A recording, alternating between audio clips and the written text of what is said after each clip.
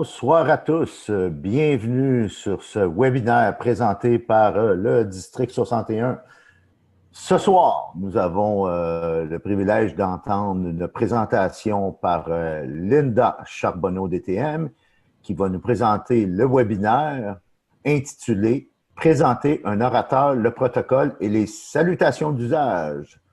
À toi, Linda. Merci beaucoup, Raymond, et bienvenue à tous sur ce webinaire. Oui, pour présenter un orateur, les fameux protocoles et les salutations d'usage. C'est pas tout le monde qui est naturellement à l'aise lorsqu'il s'agit de présenter un orateur, et ceux qui le font se demandent souvent s'ils en disent trop ou pas assez. Avec la formation de ce soir, c'est ce que nous verrons plus en détail. Je me présente, même si Raymond a donné mon nom, Linda Charbonneau-Brisebois depuis l'année dernière et très heureuse de porter ce nom-là. S'il y a des gens qui ont des questions ou autres commentaires à faire, vous avez mon adresse courriel. Je suis membre de Toastmasters depuis 2010. J'ai atteint 2 fois le titre de DTM, la 2e fois cette année. Et je travaille même à avoir mon 3e DTM. J'ai tenu plusieurs postes dans les clubs, autant comme VP recrutement, VP relations publiques, VP à la formation, présidente de club. J'ai été gouverneur de secteur, gouverneur de division. J'ai été aussi à 2 postes au sein du district, à la croissance des clubs et à la qualité des programmes. Et ce qui fait qu'avec toute mon expérience, ça me fait vraiment plaisir de pouvoir partager un peu de mon savoir avec vous ce soir.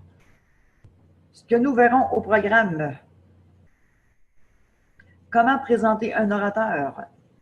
Il y a des techniques qui sont simples si on les met en pratique. Des choses à faire, évidemment, choses à ne pas faire, et les protocoles des salutations d'usage. Nous devrions passer, je crois, les 30 prochaines minutes ensemble et il y aura une période de questions juste avant ma conclusion, avant la fin, évidemment. Alors, la présentation d'un orateur. La présentation d'un orateur, c'est parfois qualifié d'un mal qui est nécessaire. Mais quand c'est bien fait, ça permet vraiment de mettre les discours en valeur et de différentes façons. En offrant une transition, lorsque les membres de nos clubs se lèvent pour parler, c'est qu'ils sont sur le point de jouer un rôle. C'est ce qu'on fait chez Toastmasters. Lors de nos rencontres, on tient des rôles, on joue des rôles, que ce soit l'animateur, que ce soit un évaluateur, l'évaluateur général, le grammairien, ce sont des rôles qu'on a à jouer. Alors, quand on veut présenter un orateur, c'est ce qu'il offre en premier, c'est la transition. Et ça prépare aussi le public à changer de vitesse. Ça donne le ton. En donnant le ton, c'est que l'auditoire, elle va vraiment apprécier davantage un discours s'il est donné de connaître certains éléments sur l'orateur et sur son sujet, et en donnant le ton vraiment approprié à la façon dont nous présentons notre orateur. Ça va aussi donner de l'autorité et de la crédibilité à notre orateur. Et comment on fait ça? Vous avez probablement remarqué que lors des concours de discours, le nom de l'orateur et le titre du discours, c'est la seule chose qui est nommée. Ça, c'est tout simplement, c'est dans le but de laisser les juges dans une situation entièrement neutre. Mais lorsqu'on le fait dans nos clubs Toastmasters, lors d'un discours qui a un discours plus ordinaire, une bonne présentation, c'est que ça va servir à établir l'expertise ou l'expérience de notre orateur.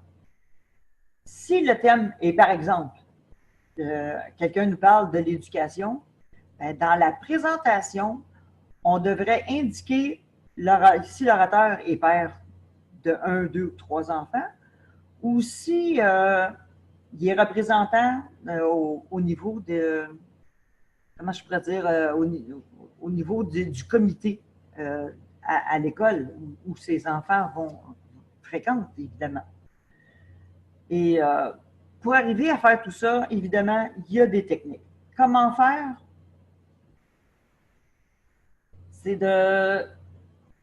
Une présentation doit être bref.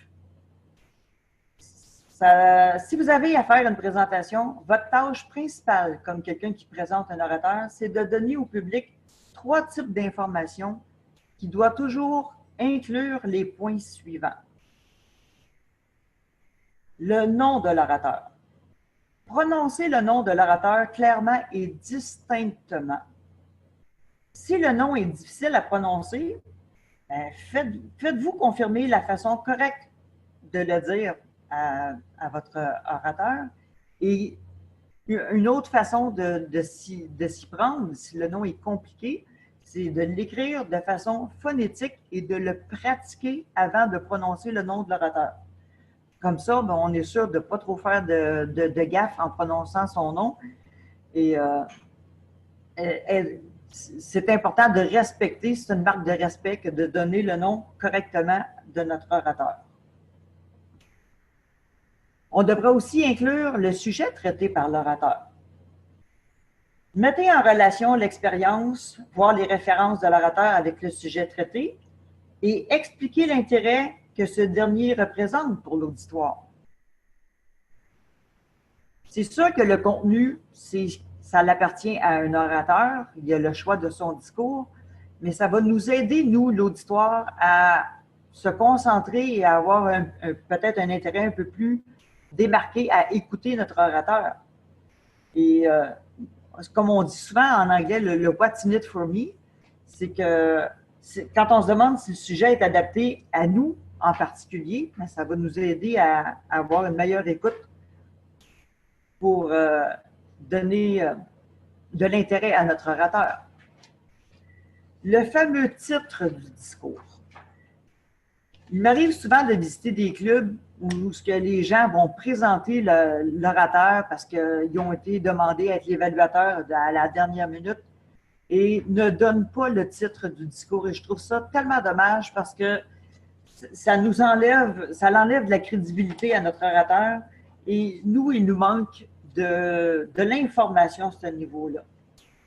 Le titre du discours devrait toujours être mentionné à la fin de votre présentation, tout comme le nom de l'orateur. C'est un élément sur lequel il faudrait vraiment mettre l'accent. Si vous vous présentez à un membre Toastmasters au cours d'une réunion de votre club, votre présentation doit également inclure l'information suivante. Le type de projet. L'orateur, sur quel projet est-ce qu'il travaille? On est en pleine période de transition. On a des gens qui travaillent encore avec l'ancien programme, les manuels réguliers, les manuels avancés. On a le fameux Pathways, à quel niveau ils sont. Et il est important qu'on spécifie tout ça. C'est quel numéro? C'est quoi le titre du projet? C'est quoi les objectifs? Et non seulement ça fait une belle présentation, mais c'est que ça va aider les membres qui vont vouloir donner leur rétroaction à l'orateur d'apporter une évaluation qui va être plus pertinente. Très souvent, on ne donne aucunement les objectifs. Ça fait qu'on ne peut pas dire à quelqu'un tu aurais dû travailler ta variation vocale alors que ce n'était absolument pas les objectifs de son discours. Fait que assurez-vous d'avoir les objectifs clairs à ce niveau-là. Évidemment, dans les objectifs, ça peut être des objectifs du manuel, mais ça peut aussi être des objectifs qui sont personnels à l'orateur. Peut-être que quelqu'un veut travailler un côté plus spécifique de sa personnalité à inclure dans son discours. Il est important que les gens sachent exactement sur quoi ils doivent regarder et focusser. Et, bien sûr, la durée du discours. Combien de temps est censé durer le fameux discours? Est-ce que c'est un 5 à 7? Est-ce que c'est une présentation qui est plus longue? Si la personne prend ça à pied levé, peut-être s'assurer que les gens au chronomètre sont au courant de quelle est la durée de la prestation de votre orateur. C'est toutes des choses que souvent on n'y pense pas, mais qui sont très, très, très importantes quand il est temps de présenter quelqu'un. J'aurais quelques recommandations supplémentaires à ce niveau-là. Quand on prépare, quand on veut présenter un orateur, il est bon de se rappeler que le public va déjà se réjouir à l'idée de l'écouter, l'orateur, mais ne les faites pas attendre inutilement. Dans votre présentation, 30 à 45 secondes, ça suffit grandement pour présenter quelqu'un correctement. Si quand on parle d'un discours de 5 à 7 minutes ou 10 à 15, quelque chose comme ça, mais si quelqu'un a un discours, une présentation qui est plus longue, je dirais de 45 minutes de présentation, on peut se permettre d'avoir une présentation, de présenter l'orateur pendant au moins 2 minutes en y mettant encore plus de détails. Évidemment, il y a des mises en garde à ce niveau-là. Des choses qu'on ne devrait jamais faire. À moins de chercher à gagner une réputation de volubile, ce n'est pas le moment d'augmenter ou de prolonger l'attente du public. Rappelez-vous toujours les mises en garde suivantes. Voler la vedette à un orateur, chose qu'on ne devrait jamais faire, et je m'explique. Votre tâche en tant que présentateur, c'est d'attirer l'attention sur l'orateur et non sur vous-même. Rappelez-vous, la vedette, c'est l'orateur. Ce n'est pas le temps de jouer à la vedette. On met en évidence ce que l'orateur a à nous présenter. Le public a le droit de savoir de quoi va parler le discours, mais jamais une présentation ne devrait en dévoiler le contenu. Quand on parle de couper l'herbe sous le pied d'un orateur, c'est que dans la présentation, il faut faire attention de ne pas trop en mettre, en dévoilant peut-être un peu trop ce que l'orateur a à nous dévoiler. C'est une façon de couper le pied de l'orateur. C'est que c'est lui qui va passer pour quelqu'un qui est redondant et non pour quelqu'un qui va venir nous dévoiler quelque chose. Une autre chose à éviter, c'est de prendre l'orateur par surprise. Ce que je veux dire par là, c'est demander toujours à l'orateur de quoi il ou elle souhaite que vous disiez dans la présentation et faites l'effort d'utiliser les mots et les idées de l'orateur. Encore une fois, mettez-en pas trop et faites en sorte que vous ne piétinerez pas sur le sujet que l'orateur a à nous dévoiler. Une autre chose qui est à éviter, c'est faire l'éloge des talents d'un orateur. Ce que je veux dire par là, c'est des compliments excessifs. Bien, ça peut encourager des attentes qui vont être totalement tout aussi excessives. Laissez plutôt l'auditoire se forger une opinion de la qualité de l'orateur et de ses talents. J'entends souvent des gens qui vont en beurrer épais, qui vont mettre ça là, vraiment plus blanc que blanc et à supposer que l'orateur, notre conférencier vedette, n'est pas en forme ce soir-là, il a passé une mauvaise journée, il y a eu des mauvaises nouvelles, peut-être que sa performance ne sera pas au-delà de vos attentes, ce qui fait que le public va s'attendre à quelque chose de beaucoup plus grand parce que vous en avez mis beaucoup trop dans les éloges. Et ce qui va faire que les gens vont être déçus. Alors, faites attention à ce niveau-là. N'en mettez pas trop. N'en beurrez pas trop épais. On ne sait jamais. Mettez-en juste un bon dosage, puis ça va être bien correct aussi comme ça. Utilisez des clichés. On en entend souvent parler. D'ailleurs, exemple, je l'entends souvent quand les gens veulent présenter Raymond en disant Ah, Raymond, il est très connu, il n'a pas besoin d'être présenté. C'est faux. Tout orateur a le droit légitime d'être présenté correctement. Rappelez-vous que les seuls orateurs qui n'ont pas besoin d'être présentés, c'est ceux qui sont absents.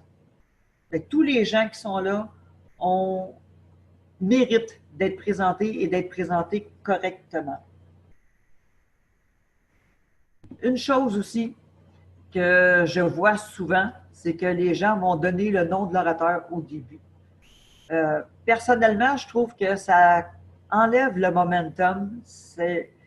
Oui, c'est sûr que le nom de l'orateur est marqué sur l'ordre du jour, mais ça fait tellement plus beau quand on édifie et qu'on présente les objectifs, la durée, l'expérience de l'orateur sur le sujet qu'il veut nous parler. Mais comment est-ce que c'est tellement beau quand on donne le titre de l'orateur, le titre du discours, le nom, pareil comme dans les concours. Personnellement, je trouve que ça passe beaucoup mieux quand les gens font ça de cette façon-là. Et le momentum est beaucoup mieux créé et ça fait plus beau et la personne se sent beaucoup plus appréciée. Quelques informations supplémentaires ou complémentaires que je pourrais dire à propos du rôle des orateurs avant de passer au protocole. Loin d'être un projet solitaire, la préparation d'une bonne présentation, en réalité, c'est un effort de deux personnes, l'orateur et la personne qui va la présenter. Il y a un travail à faire à ce niveau-là. Pour les nouveaux membres, ça peut être un petit peu intimidant parce que la plupart des orateurs qui commencent, ils vont se sentir plutôt mal à l'aise. Et ils vont avoir tendance à croire que le public va penser qu'ils manquent de modestie en préparant leur biographie. Mais il faut vraiment démystifier ça parce que il faut absolument que la personne soit prête à donner un peu d'informations pour que la personne soit vraiment apte à la présenter correctement. Exemple, s'il y a une période de questions-réponses prévue à la fin du discours, ce serait bien que la personne qui présente l'orateur en fasse mention pour que les gens se préparent à prendre des notes pendant que l'orateur est en train de faire sa présentation. Et s'il y a des questions en quelque part, au moins ils peuvent prendre la question en note et la poser avant la fin de la présentation en question. S'assurer qu'à ce niveau-là, les gens sont mieux préparés et il n'y aura pas de surprise pour personne et l'orateur ne se sentira pas déstabilisé non plus. Voyons maintenant un peu de protocole lorsque vient le temps de présenter des orateurs et comment est-ce qu'on accueille les gens quand les transitions se font. Une des erreurs les plus courantes que commettent les présentateurs, c'est de se détourner du public pour ne s'adresser qu'à l'orateur. Il faut garder en mémoire que le contact visuel, avant tout, doit être établi avec tout le public, toute l'auditoire, et ça jusqu'à la fin, où le nom de l'orateur sera prononcé, pour la dernière fois en fin de présentation. C'est seulement lorsque, à ce moment-là, que le présentateur pourra se tourner vers l'orateur et l'inviter du regard en déclenchant aussi les applaudissements pour l'accueillir au lutrin. Justement, en parlant du lutrin, lorsque l'orateur a atteint le lutrin, le présentateur lui serre la main, des choses qu'on oublie souvent dans les protocoles, puis quitte le lutrin en faisant attention de ne pas passer ni devant ni derrière l'orateur. C'est sûr qu'il y a certaines salles où c'est extrêmement difficile de partir soit à gauche ou à droite. Il y a des fois qu'on n'a vraiment pas le choix, mais quand l'espace nous le permet, on ne passe pas devant ni derrière un orateur et le présentateur retourne tout simplement à sa place en s'éloignant de l'orateur. Une fois que l'orateur a terminé, le présentateur, l'animateur, je dirais plutôt avant, l'orateur se doit d'attendre que le présentateur ou l'animateur revienne au lutrin pour encore une fois lui serrer la main et il retourne à sa place seulement après. Ce qui est bien, c'est quand les gens, l'animateur ou le présentateur, recommence à parler seulement quand la personne a retrouvé sa place et retourné s'asseoir à sa place. Très souvent, j'entends des animateurs commencer à parler et la personne est toujours en train de marcher jusqu'à sa place. Si on veut être poli, c'est vraiment d'attendre que la personne ait repris sa place, se soit assis, et on peut se permettre quelques commentaires d'une trentaine de secondes en donnant nos commentaires sur ce que la personne vient de faire.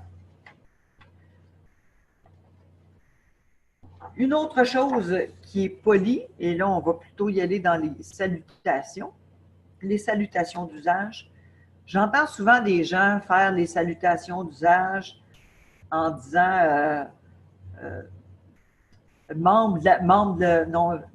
ou même pas membre de la table d'honneur, mais la table d'honneur, Monsieur le Président, des fois je les entends pas mal tout croche.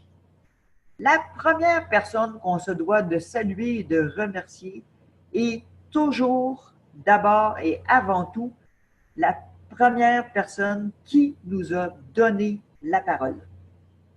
Donc, la personne qui nous a présenté. Que ce soit dans les clubs, certaines personnes, ça va être l'évaluateur qui va présenter les objectifs et l'orateur. Dans d'autres clubs, c'est l'animateur qui présente l'orateur avec les objectifs. C'est sûr que vous devez vous adapter à ce niveau-là, mais la première personne à qui on se doit de remercier de nous avoir donné la parole, c'est la personne qui, évidemment, nous l'a donnée. Ensuite, on fait les salutations. Ça peut être à l'animateur, aux membres qui sont assis à une table d'honneur quand il y en a, et les collègues Toastmasters et les invités. Les membres sont salués en premier et ensuite les invités.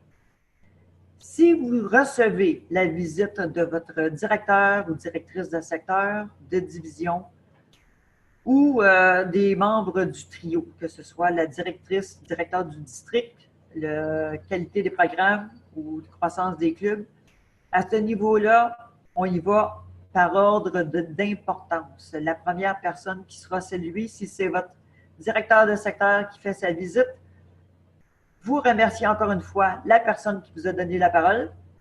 Ensuite, vous saluez votre directeur, directrice de secteur, les membres et les invités.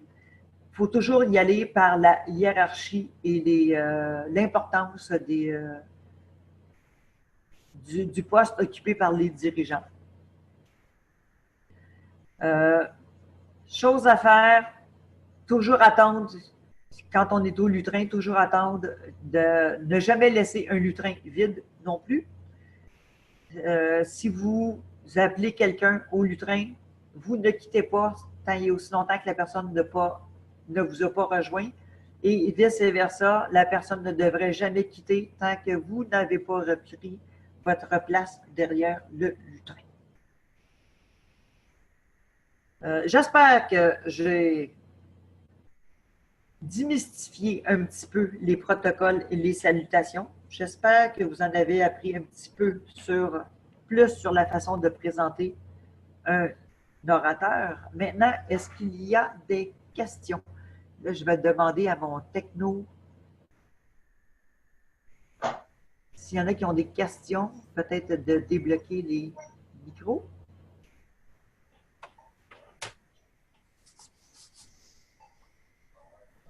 Aucune question à l'horizon?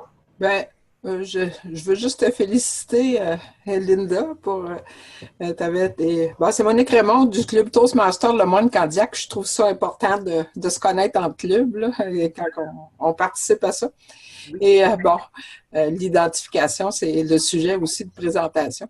Donc, premièrement, depuis 2012, je suis dans Toastmaster et oui, les présentations, c'est important pour bien situer, et comme tu dis, puis surtout l'orateur, les données, mais j'ai vu dans les feuilles, ils appellent ça la méthode SIC, Ouais. sujet, intérêt, puis conférencier. Mhm. Donc, à définir, ça fait que tu as bien tout expliqué, c'était clair, ton thème de voix. Mais Merci. les questions, en réalité, c'est une suggestion plus, là. Nous, on essaie de faire, de présenter, oui, l'orateur, mais des fois, c'est dans la circonstance, c'est quelqu'un qui fait comme un premier rôle, puis on veut comme souligner ça. Ça fait que quand il faut présenter, pour des fois à la dernière minute, on n'a pas eu tout le temps, la personne est arrivée tard ou ça. On essaie de mettre en pratique dans le club, d'avoir un mini CV toujours disponible, que le membre qui est en avant, l'animateur, s'il est pris pour relever quelqu'un à la dernière minute, puisse au moins avoir les bases, au moins une coupe de lignes sur les orateurs. Comme ça, on se connaît, mais des fois, de bien présenter, comme ça, c'est mettons, un 4 points. Comme ça, on ne se trompe jamais. Puis, à la limite, ben, c'est, comme tu dis, c'est la présentation de concours, elle est très, très courte, mais très, très neutre, puis on ne se trompe pas. C'est en plein ça. Mais c'est une très bonne suggestion d'avoir toujours un papier de près. Mais tous les orateurs devraient s'arranger pour avoir une mini-biographie avec eux. Et ce qui ferait que, dans le fond, il y aurait juste à donner les détails de leur numéro de projet et les objectifs qu'ils veulent atteindre. Mais en gros, ils peuvent avoir dans leur biographie depuis combien de temps qu'ils sont membres Toastmasters et peut-être même qu'est-ce qu'ils font dans la vie aussi. Si l'autre chose aussi l'autre chose, c'est avoir une chaise pour l'animateur qui attend là. Donc, ça évite les va-et-vient, comme tu dis, en avant ou en arrière de l'orateur. Exact. Puis on dit tout le temps qu'il y a des discours, ben, l'animateur est assis là. Donc aussi, les orateurs savent exactement de quel côté se tourner pour donner la poignée de main. Exact. Et l'autre chose qu'on essaie de faire, c'est que la personne, quand elle a fini son discours, qu'elle retourne à sa place, deux choses. On demande aux orateurs, quand il y a plusieurs discours, pour ne pas perdre les précieuses minutes, de s'avancer quand c'est à leur tour, pendant que l'évaluateur dit les objectifs. Donc, ils sont un peu en retrait, mais ils sont prêts. Ça fait tout de suite, ils viennent parler. Là. Nous autres, des fois, on a 4 ou 5 discours par soirée sur 2 heures. Là. Ça fait qu'on a vu ça. Et l'autre chose, on applaudit jusqu'à temps que l'orateur est allé s'asseoir. Donc, ça évite les blablas, ça évite, tu sais, puis c'est comme établir un protocole avant puis après le discours. Donc, ça fait, ils sont habitués, on applaudit ça, mais aussi ça fait une énergie dans la soirée. Oui. Puis, c'est toujours à la personne qui présente aussi les orateurs hein, de déclencher les applaudissements. Ça fait que, si la personne a continué, les gens devraient continuer. C'est vraiment la personne qui présente qui lead cette partie-là, tout à fait. Ouais, qu'est-ce qu'on ne fait pas que j'ai vu ce soir? D'habitude, l'animateur ne commande pas tu disais de peut-être donner quelques impressions après l'orateur. Nous, on le laisse à l'évaluateur général. Oui, ben, c'est l'évaluateur de discours surtout. Ça fait qu'on ne veut pas dire, mettons, un excellent discours. Puis... Moi, quand on dit de faire quelques commentaires, c'est juste de faire comme une transition en même temps avant de passer à l'autre point. Ah, OK. C'est juste une façon de faire des transitions, pas en soulevant trop, parce que oui, on laisse ça à l'évaluateur, mais il peut revenir, si c'était un petit peu en lien avec son thème, d'ajouter des commentaires qui peuvent être pertinents, mais sans toucher à une évaluation. C'est vraiment juste dans le but de faire une transition entre deux orateurs ou entre un orateur et le prochain but qui est peut-être les improvisations ou des choses comme ça. C'est juste une façon de faire une transition. OK. Puis je veux juste dire, je ne sais pas si ça fait plusieurs webinaires que tu fais. Là. 2, 3.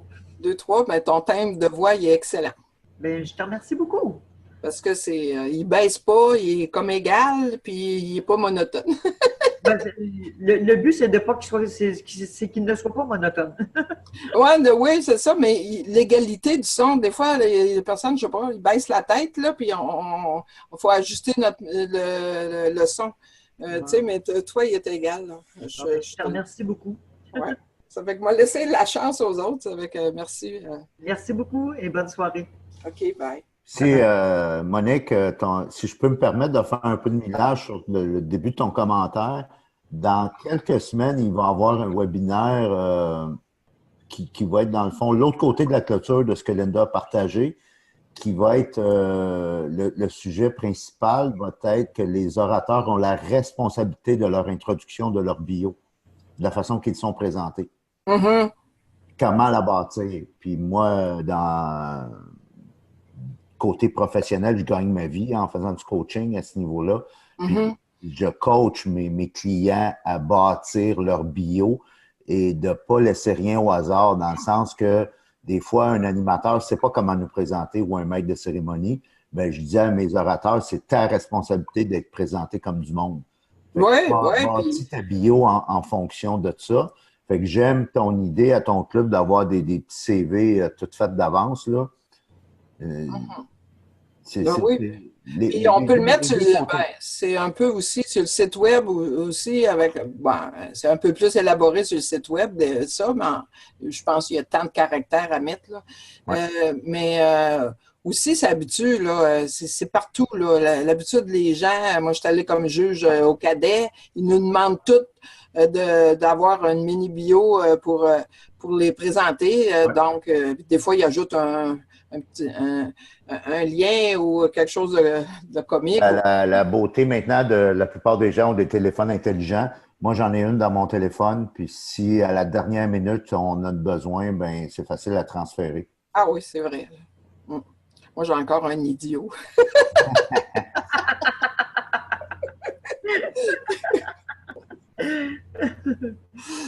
C'est ça. Mais, c'est ça. Merci, Monique. OK, ça fait plaisir. En conclusion, soyez toujours prêts avec une biographie pour que vous soyez sûr de pouvoir bien présenter. Assurez-vous plutôt que vos orateurs ont toujours une biographie de prête. Sinon, essayez de communiquer avec eux avant pour être sûr d'avoir tous les détails pertinents, que ce soit le titre du discours, la durée, les objectifs, autant du projet que personnel. Et amusez-vous là-dedans, ayez du plaisir, respectez les protocoles.